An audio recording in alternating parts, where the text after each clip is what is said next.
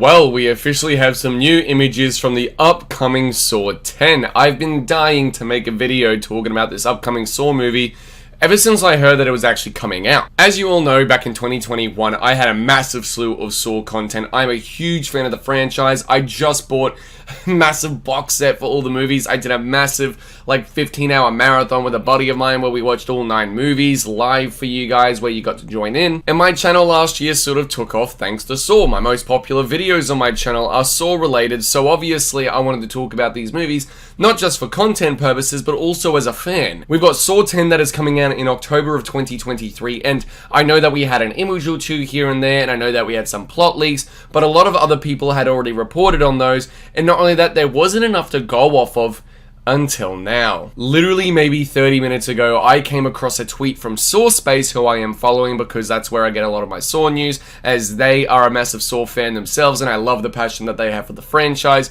Their entire Twitter account is around Saw and everything, so I get a lot of my news regarding the new Saw movies from them. So regarding these images that we've just received, I want to give credit to them, but what it reads is, spoilers, week 3 of Saw 10 filming has wrapped. Here's a shot of new actor Tommy Crowder and Tobin Bell in an undisclosed role. I have my suspicions who he's playing, but I don't know him from Adam. Somebody wants to play a game here, it'd be like seeing an old friend. So from this, we know that it is now 3 weeks into filming, and we had this image literally just last week of Tobin Bell sitting on a park bench and everything. I don't exactly know where the fuck he is right now, but I like to think that he's in maybe Mexico or something for some treatment for his cancer, which we will discuss in a little bit as to why I might think that. But I like to think that he's not even in America at this point, because, you know, from certain leaks and information we have regarding Saw 10, we know that a little bit of it, or most of it, is going to take place between Saw 2 and 3. It is going to be primarily focused on John Kramer, from what I know, more than what Saw 2 and 3 were. And given everything with Saw 6 and William Easton and everything, I'd like to think that it's him in another country trying to get some treatment for his cancer. At this image right here, we do see a shot of Tommy Crowder and Tobin Bell standing right next to each other, which is actually a really nice image. Tobin Bell still doesn't know how to look into the camera apparently, but I love Tobin. I love him. I want to meet the guy eventually one day, considering that Saw had a massive impact on my life when I was really, really young and everything, and it's why I love film, it's why I love horror, and, you know, Tobin Bell just seems like a great guy. I'm so glad to see he's back. It's not just that image last week that we've got now. We've actually got an image of him on set with an actor who was a part of the film, being Tommy Crowder. This other image here is just Tommy Crowder in the makeup chair, what seems to be a white bloodied up shirt. This is obviously him in that makeup chair getting ready for a day of shooting and everything, and there's not really much to go on here, but what does captivate me is the outfit, because we've got the same outfit right here. The hairstyle seems very similar to another Saw character we might know, and I don't know this location from this image. It looks like them just walking into a warehouse or a shooting location or anything. There's not much to go off here, but what I do love, however, is this image right here.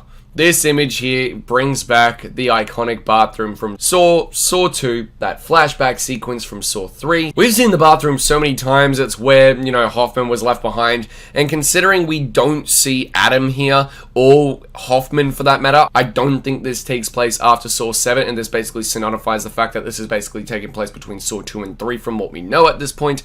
And not only that, I don't even see Adam's dead body in the image, in the background there, because that pipe right there next to the bathtub, next to the shit bowl, would be his dead body. He'd just be slumped there after Amanda killed him and everything in, you know, Saw 3 in that flashback. And I know a lot of people might be like, oh, what if John Kramer went in and tried to save him and everything, and that's what this scene might be, but he was already dead because of Amanda.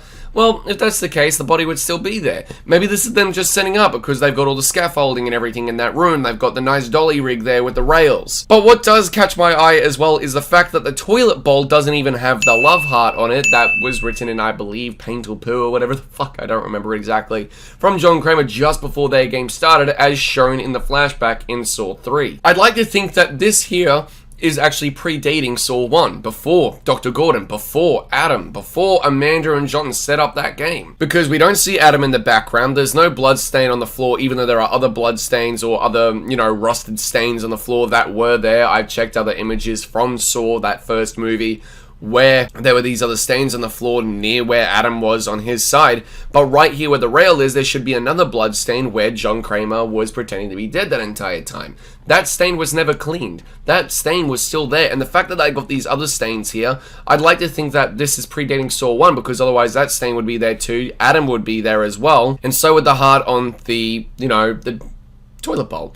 Now, to be fair, this is a very low-res image, and I might not be able to make out the fact if there is a heart on that toilet or not, but at the same time, Adam is not in the background, but what does catch my eye as well is this little bit of fabric I seem to see right here next to the basin of the tub that Adam woke up in. I don't exactly know what that is. Maybe it's just something from set and everything. The scaffolding looks like they may be setting up the sequence and everything, or putting together, but the fact that this was week 3 of filming, and that they actually filmed in this location per the images we see here, and it's just wrapped its 3rd week, I'd like to think that this is actually another trap. I think this might be a look at a trap, or with a new character or whatever that Tommy Crowder is playing. Maybe this is the opening scene where we get to revisit the bathroom, because this is going to be the first entry since Saw 7 where it's going to be in that part of the timeline. Jigsaw was years later. The game itself, which all the issues I have regarding the timeline with Jigsaw and everything is still very, very apparent. But at the same time, we know that the events with the police investigation and everything,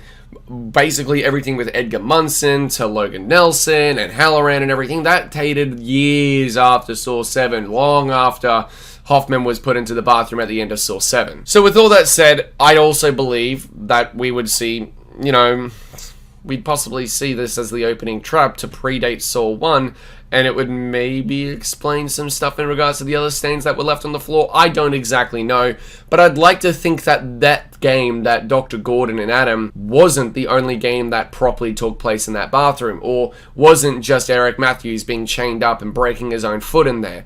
I'd like to think that this bathroom had some signification to Jigsaw, to the point that it actually, had another game before them in this very bathroom and everything. And the fact that I don't see the heart, I don't see Adam's body and everything, even if this is taking place between Saw 2 and Saw 3, I strongly believe that this is another trap. I strongly believe that this bathroom interaction we're going to get in the movie is predating Saw 1. I'm looking at this image closely. I pulled up reference photos from previous Saw movies, and I can't find anything to detail if this is another flashback or this is going to be something leading into another movie altogether. I strongly believe from the scaffolding, I believe that's Tommy at least, or whoever that actor is that he's holding on to there, because it seems like a little bar that's chained to the ceiling.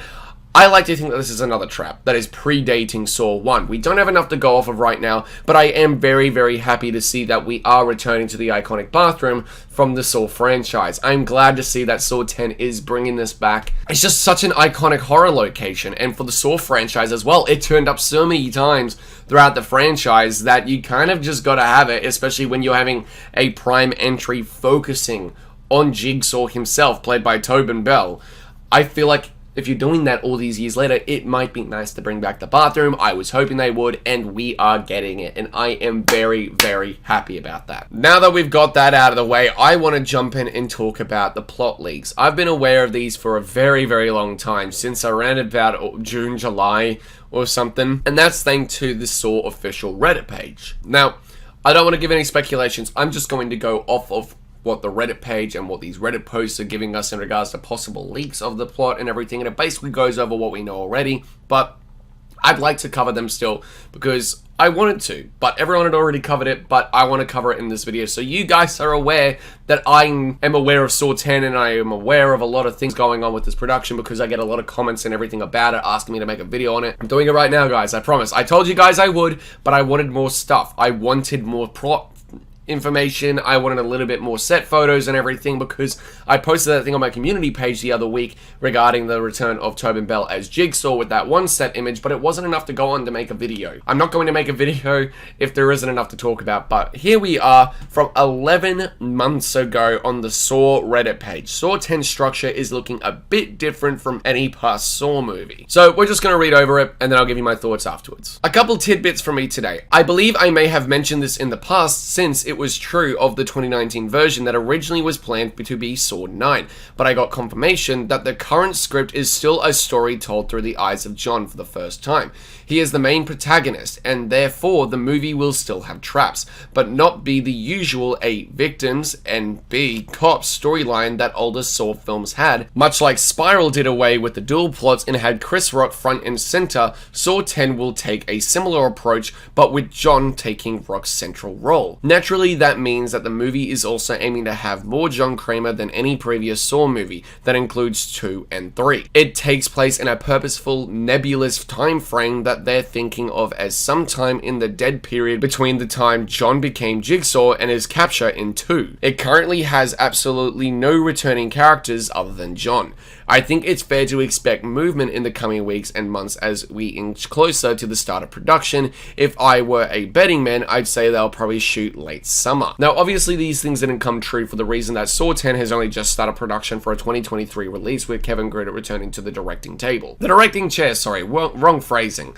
But this is fascinating to me, considering that I like the idea of it having a different structure and taking place in that dead period between Saw 2 and Saw 3, because we got a single line of dialogue in Saw 4, I believe it was, that hinted at the time that passed between Saw 2 and then the events that overlapped with Saw 3 and 4. It was mentioned that Eric Matthews had been missing for about 6 months. 6 months. No, Jigsaw's never kept anyone alive that long. That was what was said. So we know that between Saw 2, Saw 3, and 4, which Saw 3 and 4 overlap, as we know, there has been a 6-month gap. There is a lot of story that is just completely fucking missing in that time period that we could easily go into. And a lot of that could be John's treatment, John traveling to a different country to get that treatment, post his conversation with William Easton in Saw 6 and going to different means to try and get that treatment before he encounters and, takes Lynn for a game and everything, but also to operate on his frontal lobe tumor. And I like the idea of Jigsaw taking the central role. This is something we haven't seen. Granted,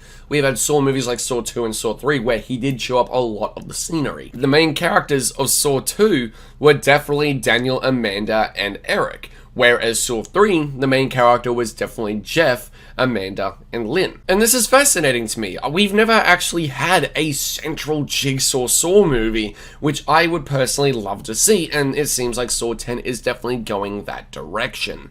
We're definitely going to get traps, we're definitely going to get a lot of that. But the thing is that it might be dumbed down a lot, which I'm completely fine with, because a big problem the Saw franchise has admittedly had is narrative. It became a soap opera, it was all over the place with its timeline, and that's not to say I don't enjoy the soap opera approach. I definitely do. I think it's fucking hilarious. And it is a lot of fun trying to debunk the timeline order and everything. But at the same time, when it comes to this, I think it's a good idea to take place between 2 and 3 to have a Jigsaw central, approach. And now we've got another one which was posted only 4 months ago. This is the one that was brought to my attention around about August, July.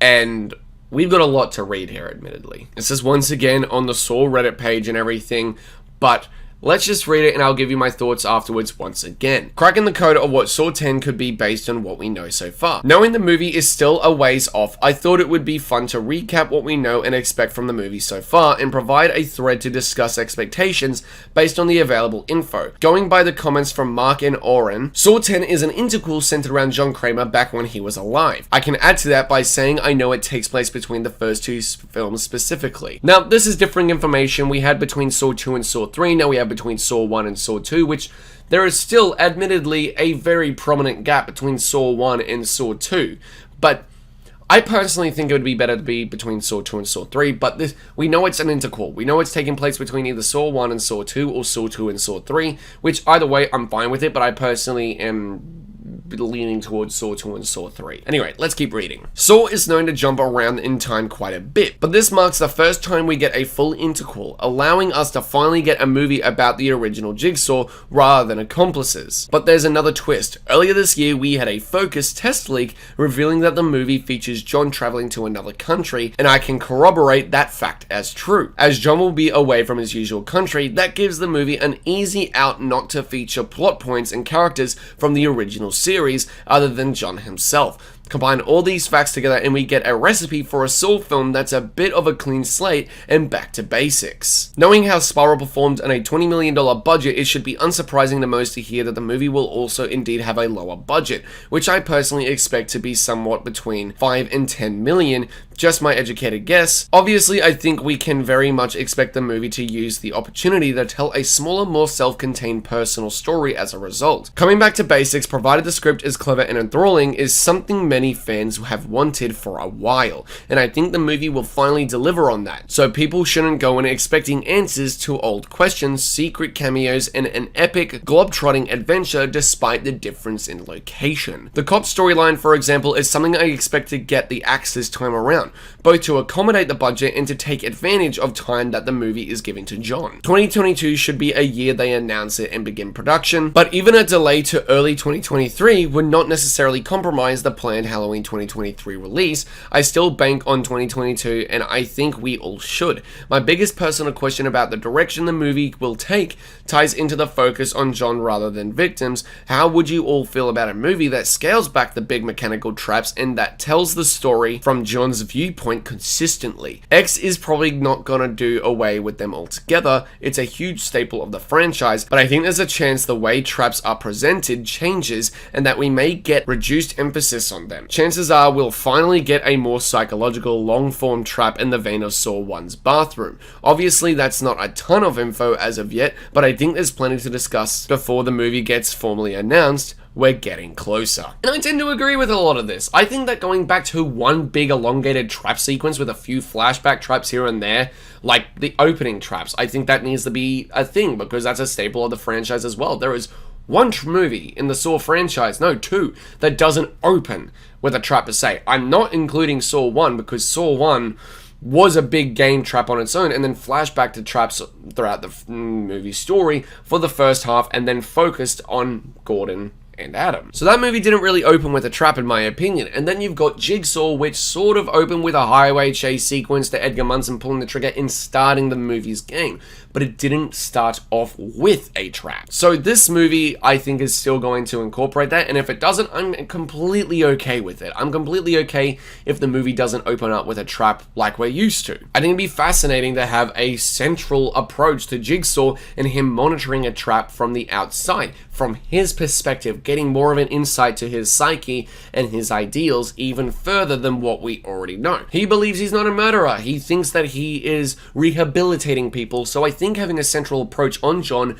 while he's in a different country, getting treatment while monitoring a game in the process would be a very interesting idea if done well and if the script calls for it. And I think having one big trap to sort of dumb down that budget, especially as this Reddit post said, with how Spiral ended up performing at the box office. Granted, it was mid-pandemic, no one knew it was a fucking Saw movie, because you look at the box office numbers for all the other Saw movies, they performed significantly better than anything that Spiral brought in, and I think a large portion of that was no one really knew it was a Saw movie. But at the same time, they have to go for that lower budget for it to be profitable this time around, because Spiral was barely profitable. But at the same time, I think what we're getting with Saw 10 is something that is going to be very different, very unique. It goes into being a fresh slate for the franchise for movies going forward, because we know there are other movies going forward as well, because there are other Saw movies that have been confirmed in the process. Not just this one, there are more coming. I think we've got a Jigsaw 2 and a Spiral 2 that are coming after this one, which give me Spiral 2. I really love Spiral. And Jigsaw 2, I'm intrigued. I may not like Jigsaw all too much, but I can watch it. But at the same time, I think what we're getting is very special, as I said, and I can't wait to see where this goes, guys. I